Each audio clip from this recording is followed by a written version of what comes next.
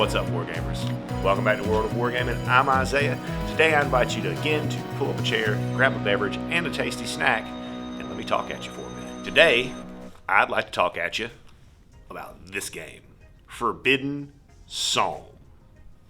Forbidden Psalm is a solo, co-op, or head-to-head tabletop game that is based on the Morkborg RPG system. So Morkborg is an old school Renaissance RPG, and I'm not super fluent in TTRPG talk, but my understanding is that the OSR is drawing inspiration from the very, very, very early days of role-playing games. The world is very, very dark.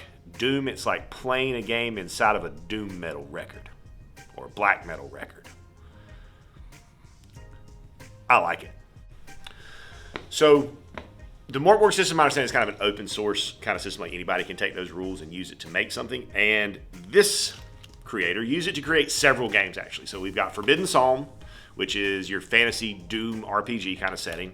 We've got The Last War, which is a weird history, World War I, haunted tanks, sentient mustard gas clouds, stuff like that. And then we've got Kill Sample Process, which is the next one that I'm probably going to check out because it's a cyberpunk setting. And I imagine that's probably going to be a lot of fun. I started with Forbidden Psalm because I guess I could have started with Kill Sample Process because I have models and terrain for both of those settings. However, this one happened to be on sale on Wargame Vault for a couple bucks off, so I got the PDF, printed it out, highlighted it, tabbed it up, got it ready for the table. Now, starting off aesthetically, the artwork is very, very dark and foreboding and kind of gross, which I like. And also, if you buy the PDF, it gives you 2 PDF files. You get like the full print version, like I did, but it also gives you a version that is set up specifically for printing in booklet form. So if you want that kind of A4 smaller size with using less paper, less ink, it gives you that outright as an option. And I think that some of the text and some of those things have been scaled so that they are actually readable when you print at that small booklet size, because I have a couple of rule books that I've had to print twice because I tried to print them in that booklet size to save paper, and then because I'm old, it was basically illegible. I couldn't see or really read anything without a lot of strain on my eyes, so I had to end up going back and printing it again. You have lots of pages that have kind of art overlays where the text is over the art, which is very, very cool. Sometimes it's a bit of a, it's just super dark and like ugly but pretty kind of thing, Now, one complaint that I do have is that on some of the charts and tables they use, let me see if I can find one. They're laid out sometimes like this, where you have several different fonts and different sizes of fonts all in the same page or in the same table, which aesthetically looks very, very cool and really kind of pushes across a sense of chaos, which is very fitting for the world. However, in actual terms of functionality, can make it a little bit difficult at times to see and be able to quickly find and read what you need to find. And it's not every one of the tables in the book. And if you go through, bring your little highlighter and just mark off the important bits, it's not too bad. Getting into the meat and potatoes of the book, we open up with kind of a little fluff piece about what's going on in the world and how you're out here running errands for this mad wizard Vriprix. I think that's how you say it. But you're trying to find the Forbidden Psalm, which is essentially a forbidden and lost and gnarly book. Kind of think of like Necronomicon type stuff. Forbidden knowledge and magic and heathen magic. And then it goes straight into the what do you need and how to make a warband sections, which are very, very simple. I'm not going to dig too deeply into the creating a warband section, as there will be, as always, a separate video on that for when we're ready to hit the table. So look for that probably next week, and then the following week will most likely be the first battle report of getting into the game. Everything in the game is measured in inches. If you're dead set on using metric, you can, and it actually gives you the conversion of 1 inch is equal to 2.5 centimeters. So that's nice. That's a little quality of life. The game uses a D20 for pretty much all of your tests and has a stationary, what they call a DR, dice roll number, or a target number, which is 12. You have modifiers, things that can make you go up or under that, but your target number for pretty much everything you do, not everything, but pretty much everything you do, is a 12 or higher on a D20. There are crits and fumbles in the game, just like in any other RPG. You crit on a 20, you fumble or crit fail on a 1. Modifiers do stack. Whatever modifiers you have applied to your character, they are all applicable when you roll the dice. Now that's for most of your checks. Your checks are all on D20, but you do need a full set of polyhedrals to play the game. You need, which I love. I love using the full polyhedral dice set. I actually went and just bought a new polyhedral dice set specifically to play this game with, because I wanted fresh blood on the table. Once you go there, it gives you this long 2 D100 charts for a name and a title. And the one other thing that I really want to talk about in the character creation system that I think is very, very cool is that you have a mandatory flaw and feat. So you are inherently going to have something that is wrong or bad for your character, and you're going to inherently have something that is good for your character and helpful to them and to the rest of the party. And I like that aspect. I like the idea of my party not necessarily just being godlike beings who are here to layeth the smacketh down upon some candy asses. I like that they're just, it makes them feel more like regular people. When you got a flaw, and that's something that goes back for me to my love of White Wolf RPGs where you had flaws and these things, and I just like it. It rounds them out. It makes them come to life a little bit more in my brain space, which I'm a fan of. And in keeping in line with that kind of duality, that good and bad, if you choose to take a spellcaster, you get 2 spells. You get 1 from like good clean magic, white magic, and then you get like a black heathen magic spell. And again, I like that because it maintains that good and bad side of things. Because this is a really, really dark, dirty, ugly, violent world, and I love it. After that, we come into our playing the game section where we have a few things to do. So you got to pick your scenario, set up your table, which we're going to talk about terrain setup in a second, determine your conditions, deploy, and then determine your initiative. Who's going to go first if you're playing with an opponent or if you're playing co-op. I will most likely, for the majority, at least for the beginning, I will most likely be playing the game solo. But I may scare up an opponent at some point who's willing to come and make a war band and give the game a go in that head-to-head or adversarial motion. I don't usually film co-op games because I feel that if I can get an opponent over to my house to play a game with me, I would just rather play adversarial. I'd rather play head-to-head with them. And then if I can't get somebody, then I'd rather play solo. So I don't see, if you guys pipe up and you say you just really, really, really, really, really want to see some co-op play, I might be able to cater to that and see what I can do. But most likely you're going to see either me playing solo or me playing against someone else. When it's your turn, when you activate a model, your model can move and take an action. And it's move, then an action. You got to move, and then, so if you just skip to your action, your turn is done, you don't get to move. If you choose, you can move and then use your action to move again, which is helpful because sometimes you end up with some party members that are super slow. So that second move option is a good thing. Any feats or status things that would trigger when the model activates are triggered before you move. So you can't like move and then say, oh, well, this stuff happens. It happens, then you move, then you take your action, whatever that might be. Your actions include a ranged attack, a melee attack, use equipment or a feat, use a scroll, and potentially die because spellcasting is pretty gnarly in this game. Pick up and drop things, interact with treasure or scenario items, and then also make that second move action. So it's really a pretty concise list of actions. It's not a long list of potential things that you can do, so there's not a lot of stuff to keep in your head as you play. Models are placed, when you deploy, models are placed within 6 inches of the chosen board edge. Initiative rolls are a D20, highest number has the initiative, and as I mentioned earlier, whenever you make a test, it's against a dice roll or a difficulty roll of 12 on the D20, plus or minus your modifiers. We come to movement next, which is pretty straightforward. Your amount of movement that you get is equal to 5 plus your agility. So if you have a negative agility modifier, that means it slows you down. If you have a positive agility modifier, it will speed you up. If terrain is smaller than an inch, you don't have to count anything for it. If it's greater than an inch, then you have to climb over it at half speed. So basically 2 inches of movement for every 1 inch that you move while you climb. You're allowed to jump anything up to 3 inches, but if you fail your DR12 check, you're going to fall and take some damage for every inch that you fail. If you just move off the board, that is acceptable. If you got somebody who's just had the absolute crap beaten out of them, it is perfectly acceptable to just run away and flee the board. That way they count as alive and you don't have to make death checks for them in the post-game phase. Next, we come to everybody's favorite part of the game, combat. So combat is pretty straightforward. You make your DR12 check, add the whatever modifier the weapon happens to use. And then if you hit, you roll the damage dice.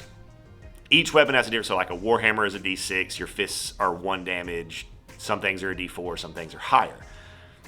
The fun part, or the interesting part that really will make you consider whether or not melee is the right call is the fact that whenever you swing at something, they get to swing back at you. Now they do swing back at a -3 modifier, so it's a little bit tougher for them to hit you on the crackback. But in the couple games that I've played, I've had pretty good luck actually cracking back on people and really doing some damage. Now, when you make your attack roll, if you get a critical hit, a 20, if you roll a 20, then you deal max damage. So, like, let's say I'm swinging my Warhammer and I roll a 20 on my check. That means that Warhammer does a D6 of potential damage, so it's going to do the max damage, which means it's automatically going to do 6 damage. And then some weapons will also have a second thing that they call is like a stun or a concuss, or some other status effect that the weapon has the potential to apply to your target.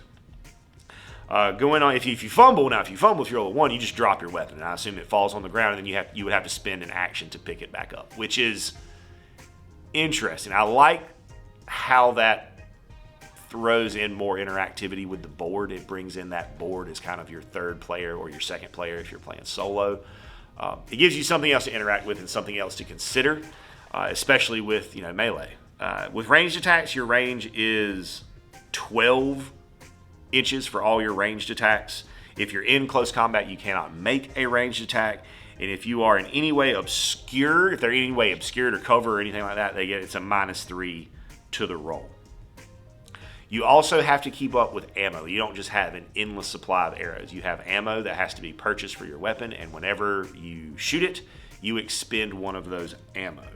You can also throw a weapon up to 6 inches with a -3, so you could just like hurl your Warhammer or something at somebody, which I like that. Obviously, you would have to go pick it up after you hurled it, but I like the fact that it can be thrown. And also kind of that between that and the fact that you can drop your weapon, it almost makes me want to take some weapons and clip them off of other sprues or print some weapons out to make little and just glue them like a 25 mil base, just so that when I drop a weapon, just do a basic like a sword, a hammer, a bow, basic kind of stuff, and then just glue them to those bases, and that way I can actually have a little weapon to set down on the table if I drop my weapon.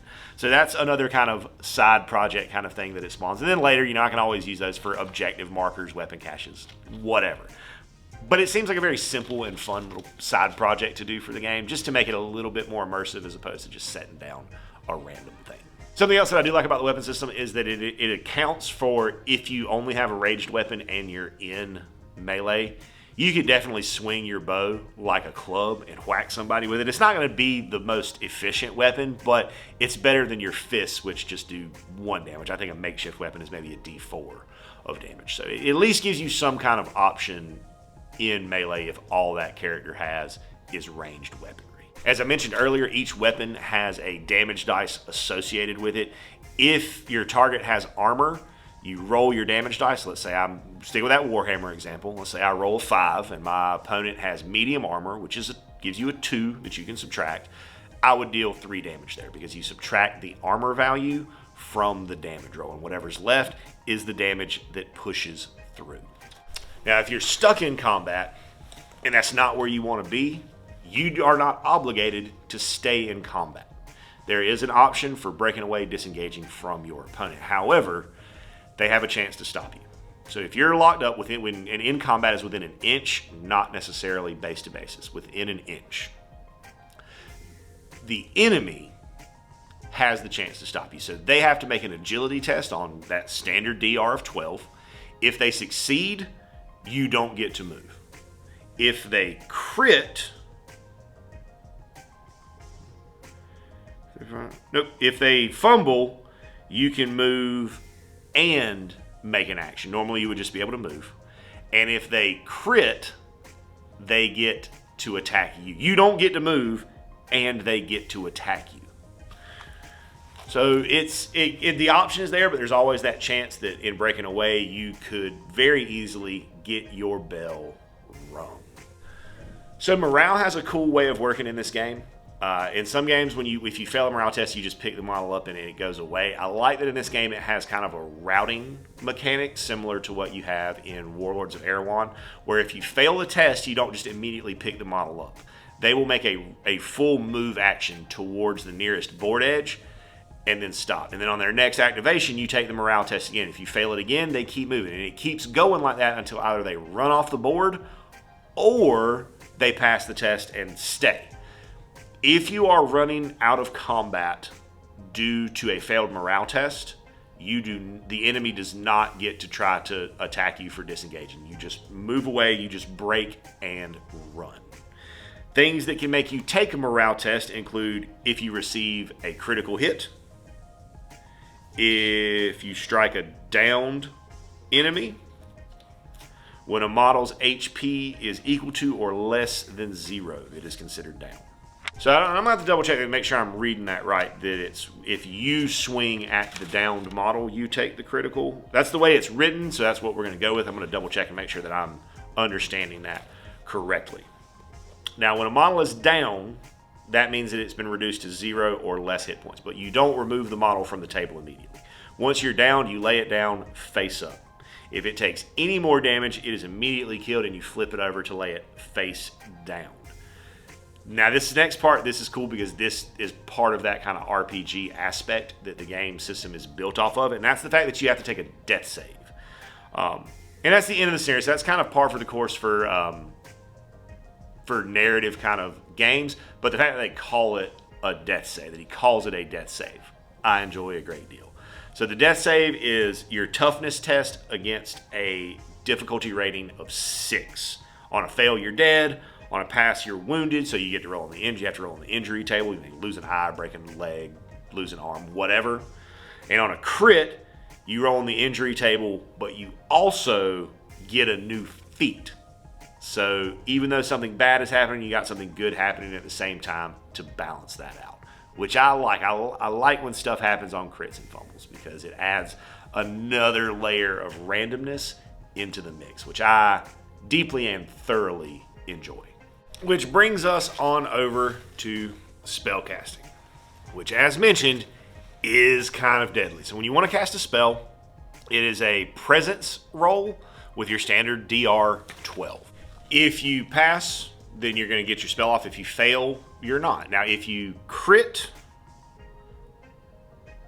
Oh, wait, sorry. On a failure or a critical, you mark a tragedy, which is a separate chart, and it's a thing, that a debuff or whatever that applies to you for the rest of the scenario. Casting does not use up the scroll, so you can cast the same spell multiple times in the same scenario. On a fumble, you immediately roll on the calamity table and add any incurred tragedies to your dice result, up to a maximum of 20. Calamity effects last for the scenario unless otherwise stated. You cannot cast spells while in combat. And on the calamity table, we've got 20 things. Examples are like, number 1, blood spills from the caster's eyes and the caster is blinded. Or number 9, the ground boils around the caster and they sink into the mud. You must pass a strength test in order to escape, or else you are stuck in place. Or number 18, the caster must make a presence test, and on a fail, they melt into a puddle on the ground. While technically alive, they are considered dead for warband composition. As they are not dead, they cannot be brought back. So you're just gone. You're just gone. So, and all those things happen. After spell casting, we go into omens. So at the start of the scenario, the players gain the following 6 omens each, and these are things that you can do. So one of them is devastation. You can deal max damage. Fate, to reroll a dice, one of your dice or someone else's dice. Grace, to remove a down model from play and causing it to auto-save its death pass. Cancel a critical or a fumble with Banality. Greed, a reroll on the treasure table. Or Confidence, automatically pass one test, i.e. jumping, morale, combat, whatever. Which, that's pretty cool, because it is kind of a brutal world, so I like that you get these 6 little extra things that you can do to affect the board state and give yourself a slightly better chance. Next, we come to the spiel about monsters and the AI and stuff. So monsters will always activate last after all the player models have gone. If there's more than one, then you roll a dice and randomize to see who activates first, and gives you 6 steps of things to do with that monster. Check for special rules is number 1, if they've got them. 2, check to see if the monster can see another model that's not the same type. Monsters can and will attack other monsters. If you can't, then unless specifically stated, that monster stays still and does nothing. If a monster can see another model that is not the same type as itself, it'll move 2d6 worth of movement towards that model. If the monster can see more than one model, it'll always go to the closer model, and on a tie, you roll a dice to determine which it goes to. And then lastly, if the monster makes it to within an inch of the model that is not the same type, it will immediately make an attack. If there are more than one model within an inch of it after that movement, then randomize it like everything else. Pretty straightforward. I don't know. I'm going to play it stock for sure for the first few missions. I may tinker around with the AI at some point if I feel that I need to up the difficulty a little bit. Maybe force it to target, the more heavily wounded models or something like that. But for now, we're just going to play it stock. It seems like a pretty straightforward, easy to follow AI, and I'm a big fan of an easy AI that removes a lot of agencies. Or agency from me, because it removes the temptation for me to give myself an advantage. Monsters don't ever have any modifiers, positive or negative to their rolls. They're always on that DR12. Monsters will not prioritize a downed model unless specifically stated on that monster's sheet. So if you have a model that's down and another model that's up, the monster is going to go for the model that is up. Which I think I like. I think I like that. When monsters take a morale test, if critically hit, they roll 2d6, and if I roll above their morale, they flee, moving 2d6 towards the table edge until it leaves the field or is killed. If a monster has a dash for its morale, then they just straight ignore morale checks. They don't have to do it. Good for them. And then we come into lots of monster cards. I personally, there's a chance that I may take these pages and cut them out and laminate them so that I have an easy reference card for the different monsters as opposed to having to flip back and forth through the book. At the end of that monster section, it also gives you some stuff for selecting monsters for random encounters. So there are, I think, 10 or 11 scenarios in the book, and then it gives you some stuff for building your own scenarios randomly, which I like because it extends the playability of the game, especially if you're playing solo. It extends the options of things that you're going to be able to do to get maximum enjoyment out of the game. And for a PDF that is fairly inexpensive, more value is awesome. We also have a mechanic in the monster section called harvesting. So when a monster dies, there's always somebody somewhere who's going to be willing to pay for some of those body parts for spell reagents or medicinal purposes, or maybe just for a tasty treat. So when a monster is dead, you can make a presence test, standard DR12. On a success, you get an organ from that monster that can be sold for 5 gold after the scenario. They take up an equipment slot, and if you fail to harvest it, you're super, super grossed out and you have to take a morale test or else potentially run away. Now we're getting into being ready to play the game. So setting up the table, the terrain on this, the terrain rules for setting up, I like. They're pretty straightforward.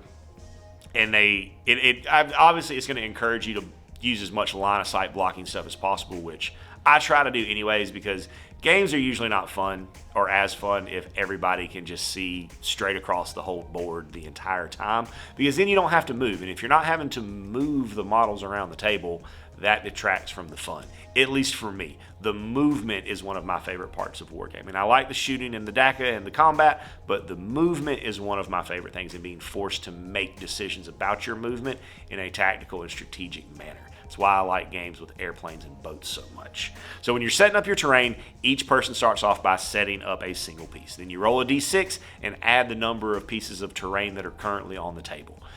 If that is equal to or greater than 9, then you stop putting terrain. Otherwise, you go back and forth. Each player adds another piece, and then you make that roll again. And you keep doing that until you have a d6 roll that is greater than 9, counting the dice roll plus however many pieces of terrain are on the board. And I think that's an interesting system. It's very simple. It's very straightforward. I'm a big fan of both of those things. And it gets both players involved in creating the world and the scenario and the narrative, which is also important, especially for a game that's very heavily narratively driven. The default length of a game of Forbidden Psalms, unless specifically stated in the scenario, is a max of 6 rounds. Anything that's still laying on the board at the end of that 6 rounds is lost. So if like somebody dropped a weapon and you didn't go pick it up, it's gone. You're gonna have to buy a new one or find a new one somewhere. And then we come into treasure. So scenarios will tell you when you need to make a treasure roll and what you're looking for in that process. It's a presence roll, and this is an exception to the DR12 because it is a DR10, target number 10, when you go to look for treasure. If you fail, you cut your hand on some rusty nails or detritus or whatever, you take a point of damage, and that damage ignores your armor. On a pass, you roll in the treasure table below, which is D20, and you got 20 potential things that can be found, in addition to whatever the scenario might tell you that you find in the process of searching those bodies. Before you start your mission, we have a weather and conditions chart that we roll on. So it can be, this is a D8 roll here. So you could have rain, fog, fungi, lightning, night, dusk, bleak sun, and psychic hauntings. So pretty much all, and this is an optional rule. You don't have to do this. I most likely will because it adds another layer of flair and narrativity. Is that a word? I don't think that's a word. I'm going to use it anyways. It adds another layer of narrativity. And then we come into our scenarios, of which there are 1, 2, 3, 4, 5, 6, 7, 8, 9, 10, and then there's a bonus scenario that it gives you, as well as the things for making your own scenarios. Every once in a while, when you are fumbling through a scenario or making a treasure roll, you might find a relic, which is an extremely powerful artifact of a bygone age. There are 10 different relics, and you can never have more than one of the same relic in a campaign. So if you roll one that you've already got, you just have to re-roll that duplicate and keep on cruising. Next, we come to the merchant, who after you're done will buy and sell things. You can buy from them or sell to them to empty out your inventory slots or replace gear that was lost or ammo that was used up or whatever the case may be. Then we come into our character sheets, and something that I do like about this game, let me get to the page, is that in the main rulebook, they include some standees. So if you don't have models, like you could effectively just buy the PDF and have, other than dice, pretty much everything you need, because it does give you the standees if you're good with using those. I have the models or have models that I would like to use, so that will be my course, but I like that they are included in the book as an option. And then it comes through and it gives you this last section right here. I think is really neat. It's for if you want to completely randomize your warband. So it gives you like what kind of head to put on them, helm, mask, hood, short hair, long hair, bald hat, whatever. D20 for your weapon, what kind of eyes they have. It's a full randomization of how custom you want the model to be. Now, I personally will be using models that are already in my collection because it saves me time in getting it on the table. But this is a really, really cool page, a really cool thing to have in the book. If you're looking to do it this way, then I think the book also suggests it, but a lot of the not Stargrave for this would be probably Frostgrave kits from North Star Military Figures would be absolutely superb for kit bashing this, because those kits are designed to be very, very modular. Now, if you could get your hands on some of the older GW kits, those could work really well also, but modern days, the modern GW kits are cut and designed in such odd ways. It makes it very, very, very, very, very difficult to kit bash with those parts.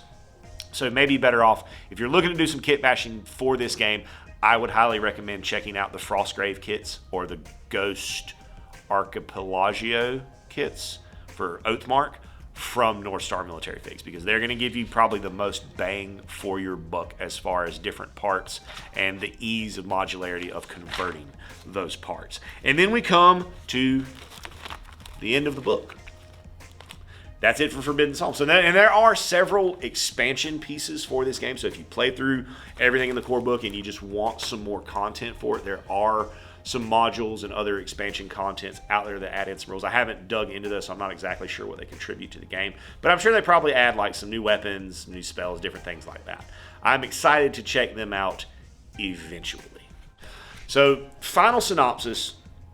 At the price point that I paid for this PDF, which I bought this on sale for $10 or like $9.95 or whatever, it's normally around $14, I think, for the PDF, which is an incredibly reasonable price tag. Now, if you want to buy the actual hard copy book, as opposed to just using a PDF or a PDF and then printing it yourself, that runs about $40, which is still a reasonable price tag for, especially for a game that I think you'll be able to get as many miles out of as you are or are capable of doing with Forbidden Psalm. Between the stock scenarios, between the 3 different modes of play, solo, co-op, head-to-head, between the build your own scenario charts and tables, I think it's well worth that price tag and enjoyment.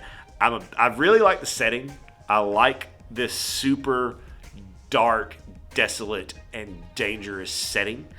It doesn't feel cookie cutter. It doesn't feel safe. Like from the second you step onto the board, it does not feel safe in this world. It kind of gives you that little sense of anxiety as you play, because you know that you are not the apex predator in this world. And I like that a lot. And one other thing I would like to mention as far as versatility and miles that you can get out of this book is that it does, I'm pretty sure that you could also use this more or less if you are playing the actual Mortboard RPG. I'm pretty sure that you can use this just as a supplement or companion to that. So you can play these missions and these games in that Mortboard universe. So you can also use it as an RPG companion if you're playing the actual main game. So at the end of the day, I think this is an absolute, if you have fantasy models, if you dig dark worlds, this is an absolute must buy, especially at the PDF cost, because it is very, very inexpensive. If I had $40 to spend, I probably would have bought the hard book, but it was on sale, so I grabbed it up. I've been looking at this game for a while. I think it's a definite thumbs up. Add it to your collection. Play it when you get the opportunity. But that's going to do it for today for this episode of Let Me Talk At You as we discussed Forbidden Psalms. Thanks so much for tuning in, hanging out, letting me talk at you for a minute. I hope you have an absolutely amazing rest of your day. And as always, I'd like to say a big, huge, from the bottom of my heart, thank you to our patrons who support us and pledge to us over on Patreon. You guys are the absolute best. If you enjoyed the content you saw here today and that's something that you would like to consider doing to help out the channel, go over there, check out the link in the description, check out the Patreon. There's a lot of cool stuff over there, including access to our Discord server, talk to me, hang out with me, talk about our work, what we got going on in the hobby, some shout outs, all kinds of cool stuff. Check it out if that's something that you think you would be into. And regardless of whether or not you do that, I want you to know that I am incredibly grateful that you decided to stop by and spend part of your day with me today, rolling dice and pushing toy soldiers around. I hope you have an amazing rest of your day. And as always, may the dice be ever in your favor.